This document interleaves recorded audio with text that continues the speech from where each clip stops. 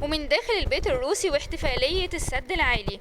ومعانا النهاردة دكتور فنان تشكيلي كبير، طبعا احنا عارفينه كلنا، دكتور خالد البعو. نحب نتعرف بيك اكتر.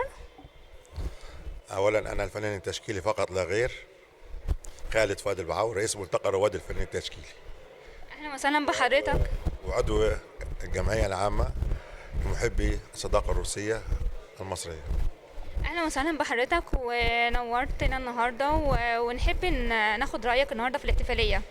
الاحتفاليه جميله حلوه بتخلد ذكرى بناء السد العالي، والنهارده تعرفنا على بناة السد المهندسين، وتعرفنا اكتر كمان على ابن الزعيم، حفيد الزعيم الراحل جمال عبد الناصر، المهندس خالد جمال عبد الناصر.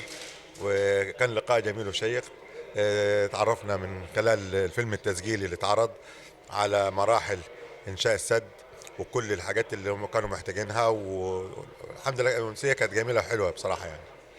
طبعا وجود احتفاليه زي دي في البيت الروسي ده حدث مهم جدا. ايه راي حضرتك في اختيار دكتور شريف للبيت الروسي للاحتفاليه زي كده؟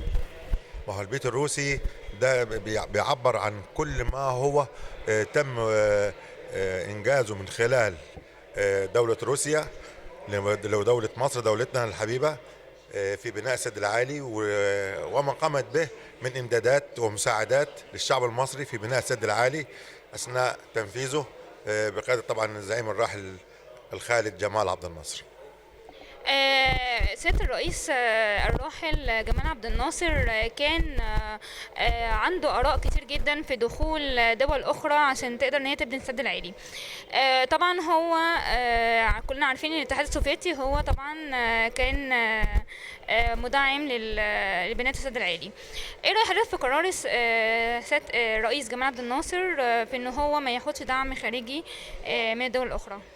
هو في دول أخرى كانت هتخش، بس في بعض الدول عرقلت المشوار ده، فعلى طول أخذ الطيارة وطلع على روسيا وعمل تعاقد وعمل اتفاقية لتقريبا حوالي 500 مليون روبية على ما أتذكر يعني، لبناء السد، وتم الاعتماد وتم التنفيذ على مراحل، والحمد لله دينا بنينا السد العالي.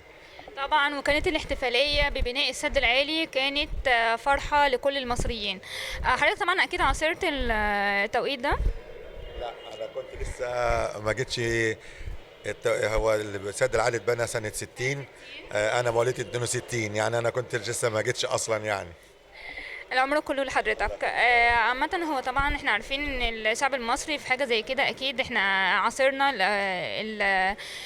الافلام الوثائقية ساعتها، وكانت الاحتفال كان مميز وكان عظيم.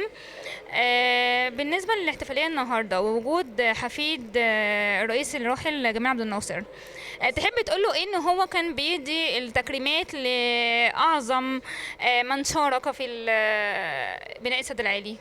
هو اثقل تواجده، اثقل الامسيه جمالا وتميزا، بتخليده لكل الناس اللي شاركت، والده الزعيم، جده الزعيم جمال عبد الناصر في بناء السد العالي، وتواجد المهندسين ده يعني ادى إسراء جميل للحدث بتاعنا اللي احنا كنا بصدده النهارده.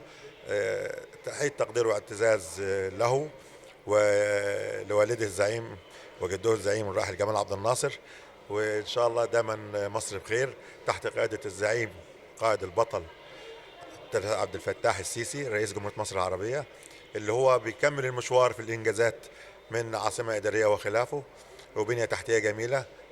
كان الله في عونه، وفق رئيسنا الجميل سيادة فخامة الرئيس عبد الفتاح السيسي. شكرا لحضرتك جدا. وطبعا الجدير بالذكر ان احنا نقول ان كان في ملتقى للفن التشكيلي لدكتور خالد البعاو، كان برضو في البيت الروسي من قريب. تحب تكلمنا عنه؟ هو احتفالية كانت في حب روسيا، بقيادة فريق عمل معايا، كاترين نظمي، فنانة كاترين نظمي، فنانة سمر، فنانة منال، جميع المشاركين من أعضاء الملتقى عندنا. كرمنا فيها كل المواهب اللي احنا احتويناها في فترة تدريب داخل المركز عندنا وداخل أكاديمية ستيب أكاديمي. وسي ان ارت. شفنا فيها اعمال متميزه للفنانين، يعني اللي هم من الصغار للكبار، وتم تكريم الكل في اجواء جميله. عقب المعرض كانت في فقرات فنيه مصريه روسيه من اعضاء سيب اكاديمي وسي ان ارت سي ارت ان. احتفاليه جميله، واقول لهم الف مبروك، ودايما في تفوق وتميز ان شاء الله. طبعا ما ننساش ان المصدر نيوز كانت في الحدث الكبير ده المصدر نيوز دي انا بشكرها، وتحيه خاصه مني شخصيا ليهم على التغطيه الجميله للمصدر نيوز، على كل الوقفه اللي هم وقفوها معانا، والتغطيه الجميله الاعلاميه اللي هم عملوها. بشكرهم جدا جدا جدا. شكرا لحضرتك جدا، وبتمنى لك التوفيق باذن الله. شكرا. كانت معكم الاعلاميه علا صابر، مصدر نيوز.